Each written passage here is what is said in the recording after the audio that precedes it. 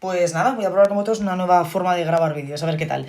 Bueno, hablaremos hoy de los usos especiales de los pronombres átonos, que es lo que a veces llamamos valores del se, pero que no solamente tiene que ver con el se, con el pronombre se, sino que hay más pronombres que merecen nuestra atención, como me, el te, nos, os, le o les.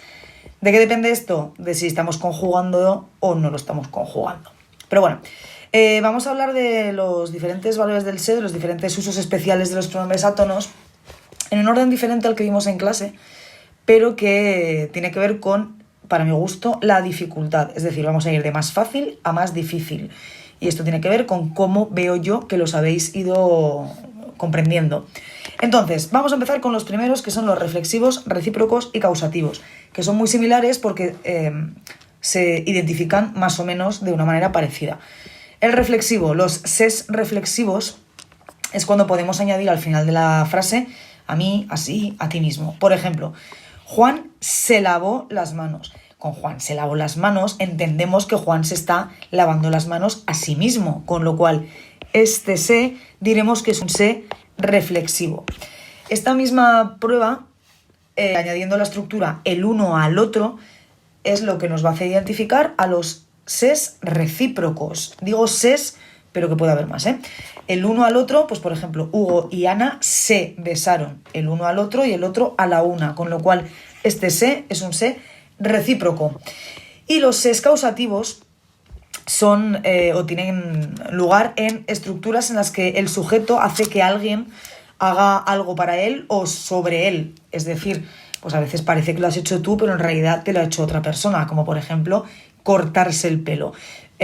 Cuando yo digo yo me voy a cortar el pelo, puede ser que me lo corte yo directamente con unas tijeras, o puede ser que vaya a una peluquería y haga que alguien me corte el pelo. Igual que cuando digo ellos se construyeron un chalet, pues puede ser que ellos pues ladrillo a ladrillo lo hicieran, o que llamaran ahí a Google a ver quién me hace una casa. Entonces, ese tipo de estructuras en las que, hombre, pues sí, podríamos hacerlo nosotros, pero por el contexto deducimos que lo ha hecho otra persona, son causativas. Entonces, una vez identificado el tipo de se que tenemos que saber el valor que ejerce en la oración. Y es súper fácil porque es siempre igual. Si tenemos en la oración, o mejor dicho, si no tenemos en la oración ninguna estructura que pueda ser un complemento directo, esa función la va a ejercer el se o el me o lo que sea. Por ejemplo, Mateo se rapa. En esta oración que tenemos, aquí el sujeto, aquí el verbo y aquí tenemos un se, no tenemos más posibilidades de complemento directo que este se. Además es un se causativo o reflexivo, dependiendo. Entonces, esta función la va a ejercer el se. Si dentro de esta oración tuviéramos ya un cd, no podría ser cd el se. Entonces, en esta, Mateo se rapa la cabeza. La cabeza es un complemento directo, ¿vale? Pues el se, entonces, como no puede ser complemento directo, será indirecto. Esto es siempre así, es automático. No tenéis que más que identificar si hay cd o no hay cd, y en ese momento en que lo encontráis o no lo encontráis, ya sabéis qué función va a hacer el se. El segundo es un se sustituto de le. Vamos a ver, cuando yo tengo estas estructuras que tienen un complemento directo y tienen un complemento indirecto en forma de sintagma grande, podemos sustituir esos sintagmas grandes por pronombres. El complemento directo sustituye por lo, la, los, las, con lo cual bombones es los, y el complemento indirecto sustituye por le o les, con lo cual a Cristina, que es singular, es un le. Si sustituimos los dos a la vez, saldría Sara le los compra. Sabemos que esto no se dice así. Sabemos que se dice Sara se los compra, siendo este se un sustituto de le, con lo cual tiene función complemento indirecto, y los sería el cd. Es decir, siempre que encontremos las estructuras se lo, se la, se los, se las, automáticamente ya vamos a saber qué función ejerce el se, que va a ser siempre complemento indirecto, y el lo, la, los, las que va detrás será su complemento directo. Siempre es igual, es automático. Siempre que veáis se lo, se la, se los, se las, ya sabéis qué función tiene cada uno. Tercero, dativo ético. El dativo ético es un resto del latín. Es un se, o un me, o un le, lo que sea, que se puede quitar y sirve para enfatizar, con lo cual, si lo quitamos no pasa nada. A veces es como hablan las personas mayores, de este niño no me come nada. Ese me no es que le coma nada a ella, no es que le coma un muslito a la abuela, es que el me es un pronombre que sirve para enfatizar, se puede quitar, es un dativo ético. Entonces, los alumnos no me estudian, como lo puedo quitar, ese me sería un dativo ético. Me cené una hamburguesa, genial, estupendo, ese me se puede quitar sin que la oración varíe, entonces es lo mismo que decir cené una hamburguesa. Estos dativos éticos, para mi gusto, son parte del verbo. Bueno, entramos en la recta final. Se, me, te, lo que sea, pronominal. Los pronominales son exactamente igual que en francés e exactamente igual que en casi todas las lenguas romances. Son parte del verbo, porque no todos los verbos terminan en ar, er, ir en sus formas en infinitivo. Por ejemplo, el verbo arrepentir no existe. Lo que existe es el verbo arrepentirse.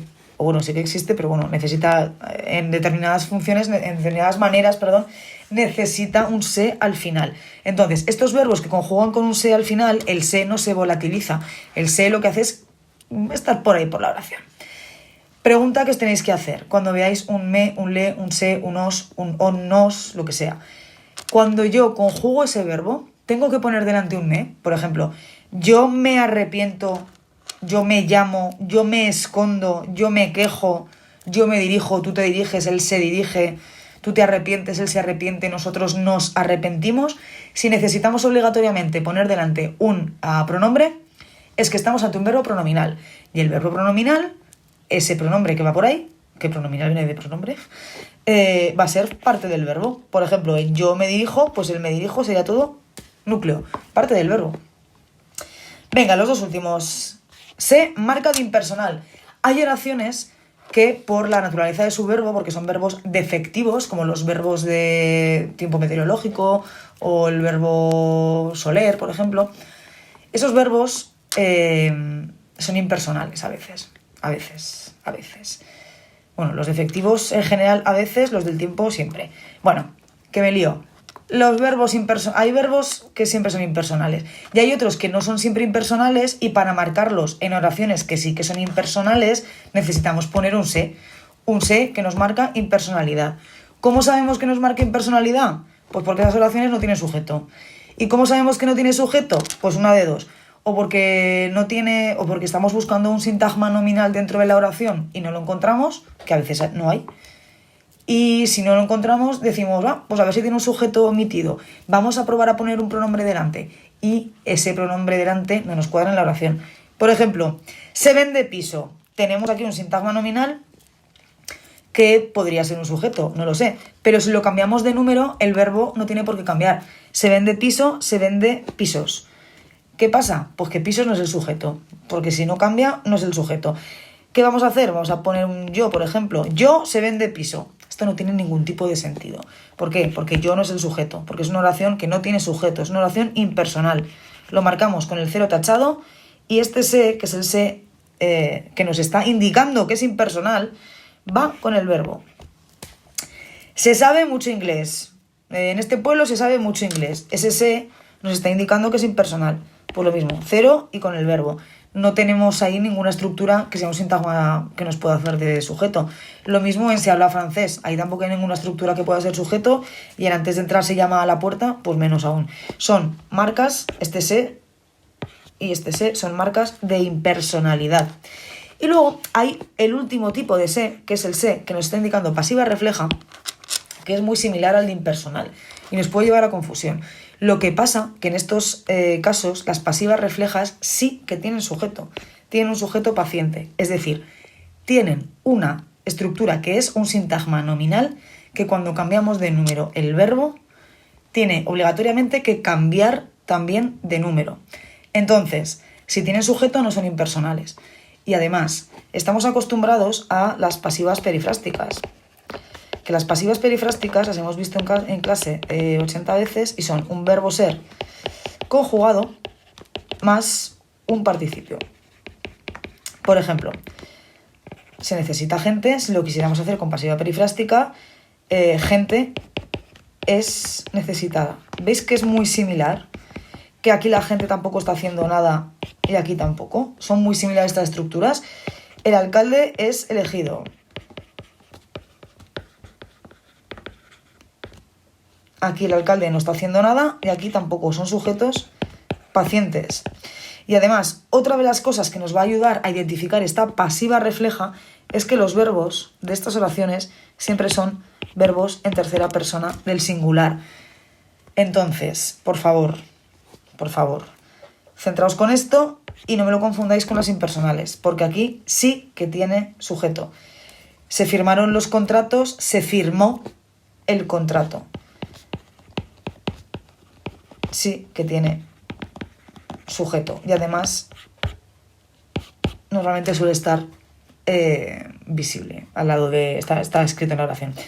¿Qué hacemos con este se? Pues es parte del verbo. Lo marcamos como núcleo y ya está.